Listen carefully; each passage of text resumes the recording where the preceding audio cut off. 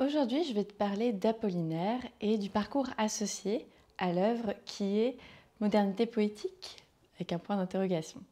Alors pour répondre à cette question de la modernité poétique de l'œuvre, il faut déjà définir les deux termes.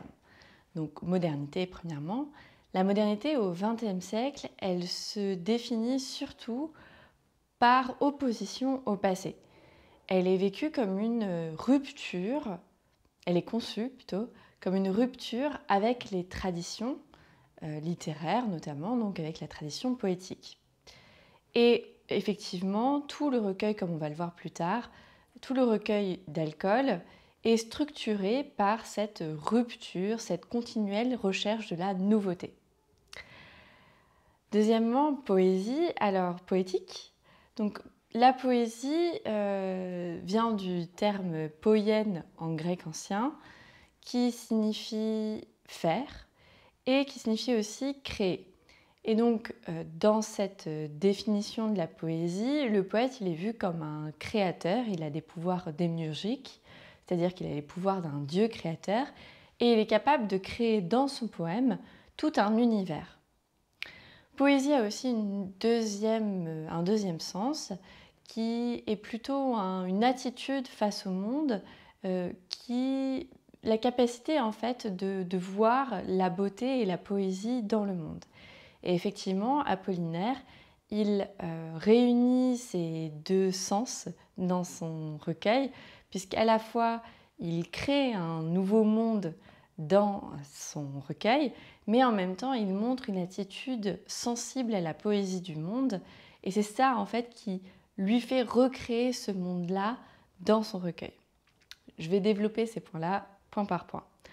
Premièrement, on va voir que dans Alcool se déroule une poétique de la rupture.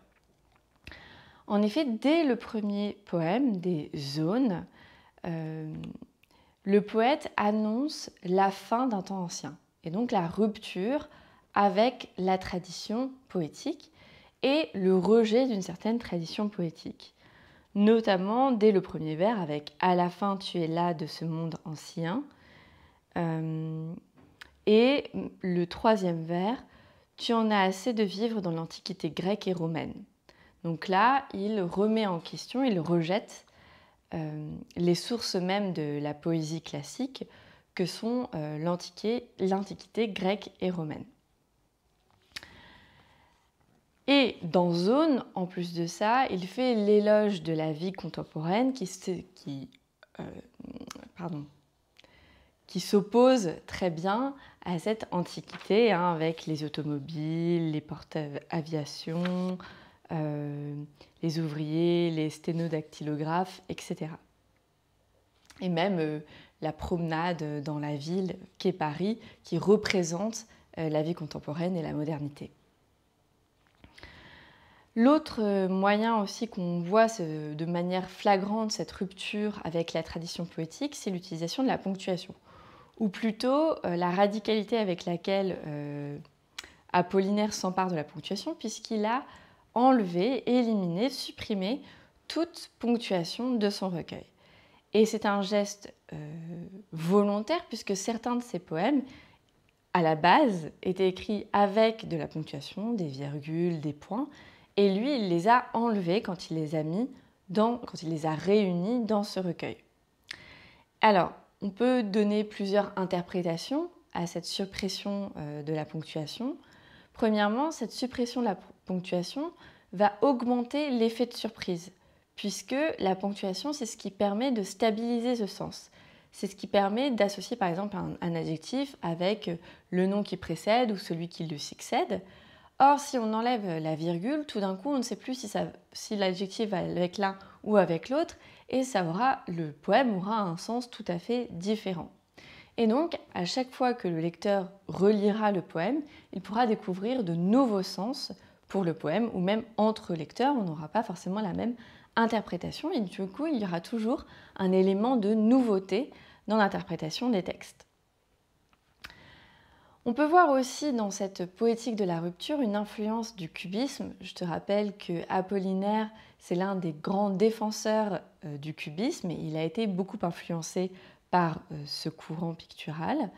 Et notamment, il reprend cet effet de collage d'éléments très différents côte à côte, ce qui évidemment correspond bien à cette poétique de la rupture et crée des éléments de surprise, de nouveauté.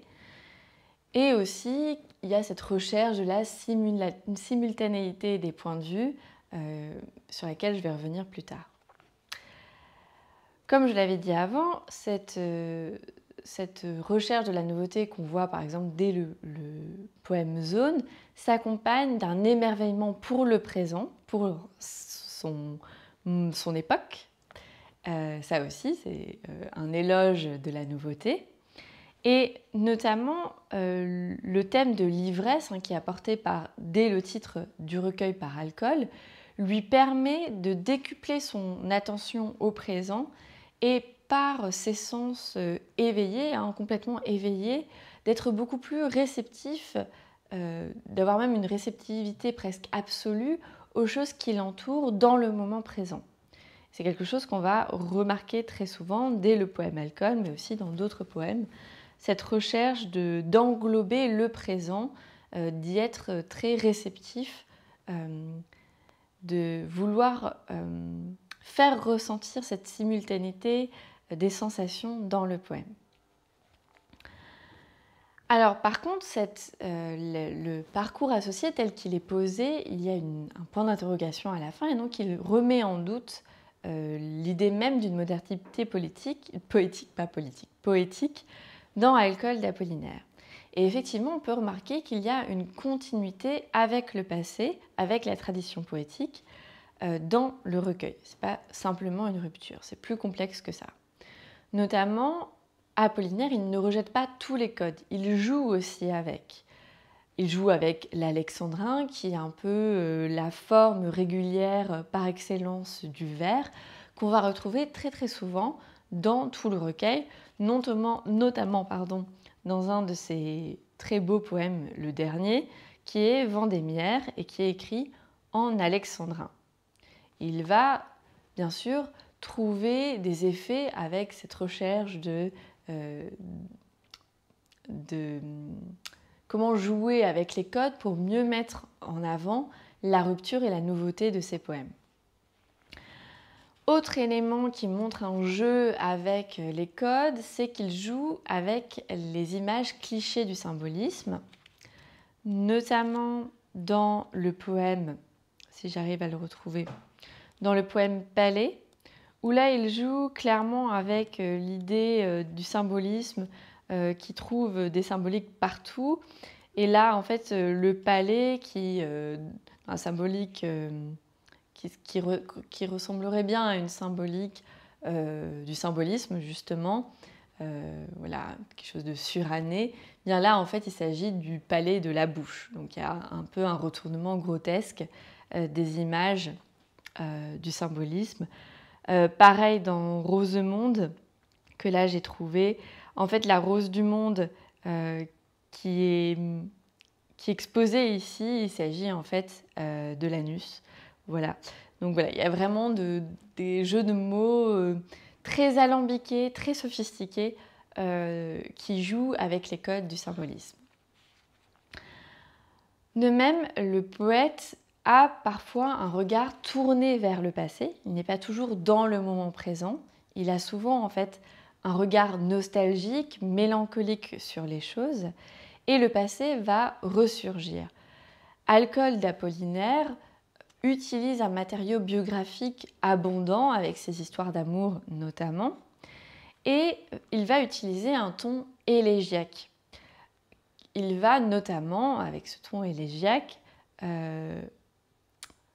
se plaindre, enfin c'est pas exactement le bon mot, mais chanter le temps qui passe et qui fait ressurgir le passé par l'écriture de la mémoire. Donc c'est plus complexe que juste avoir le regard tourné vers le passé, c'est vraiment essayer de revivre ces instants passés au présent grâce à l'écriture poétique. Et ce qui est intéressant, c'est qu'on ne va pas seulement avoir la couche du présent, on va avoir toutes les couches temporelles du passé et du présent simultanément dans les poèmes. c'est exactement ce qu'on retrouve dans Zone, à nouveau, qui est un poème manifeste. C'est pour ça qu'on peut retrouver pas mal d'enjeux de l'œuvre dans ce premier poème.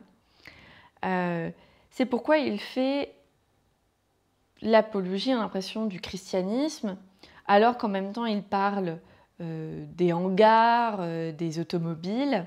C'est pour ça aussi qu'il ramène la figure du pape, qui est une figure ancestrale, traditionnelle, mais qui est incarnée par un homme vivant, par un homme du présent, donc qui montre bien cette simultanéité à la fois du passé et du présent dans la réalité. Et on retrouve ça vraiment tout au long du poème, notamment il parle de son enfance, et puis après il parle au présent. Donc on a vraiment ce regard tourné à la fois vers le passé, mais aussi inscrit dans le présent. Il va aussi rechercher à renouveler les mythes, les légendes de plusieurs cultures notamment, à partir de l'expression d'une sensibilité, d'un vécu au présent. Donc on va avoir la Loreley, le poème Loreley, si je le retrouve. Oui, la Loreley. Donc la Loreley, ça lui permet de chanter à nouveau la femme aimée à travers le mythe donc de cette jeune fille de la mer, qui est donc la Loreley associée par le poète à l'amour perdu, à la tristesse de l'amour perdu. Donc il utilise le mythe pour générer une expression personnelle, une expérience personnelle. Et donc il réussit à réinsérer le passé culturel dans le présent de l'expérience. Tout ça pourquoi est-ce qu'il tourne le regard vers le passé? C'est qu'il essaye de refaire vivre le passé dans le présent pour ne pas l'oublier. Il y a vraiment ce rapport nostalgique au temps, le temps qui passe, qui fuit, qu'on n'arrive pas à retenir. Et la poésie essaye de retenir des éléments du passé dans le présent du poète.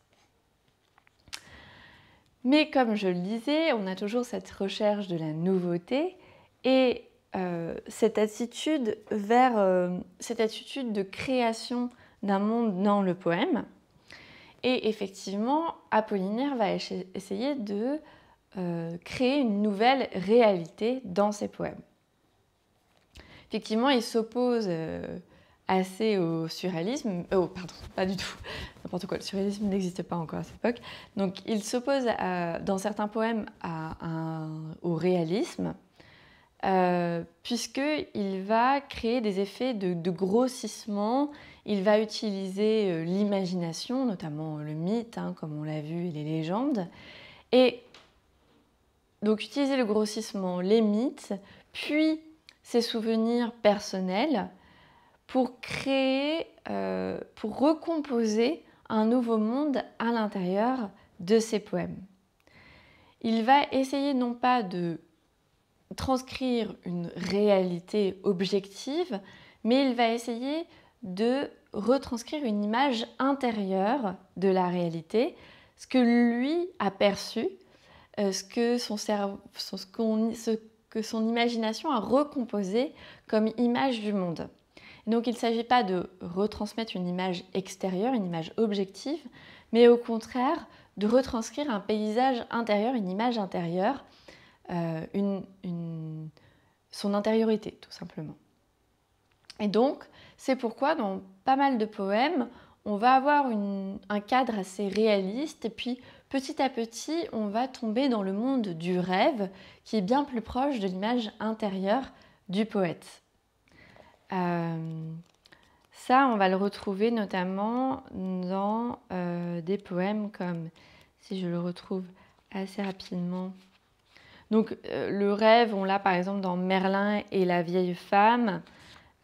Clairement, on reprend tout le mythe de Merlin pour créer une ambiance très étrange, très mystérieuse, qui rappelle un peu le symbolisme d'ailleurs.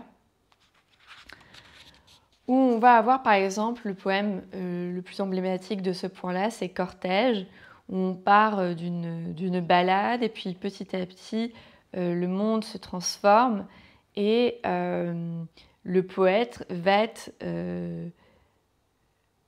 être suivi par une suite de remémorations et c'est par le rêve qu'il va réussir à se recomposer ou à se décomposer par des éléments assez disparates de la réalité que son cerveau recompose. On voit aussi qu'il recompose à partir d'une érudition de l'étrange.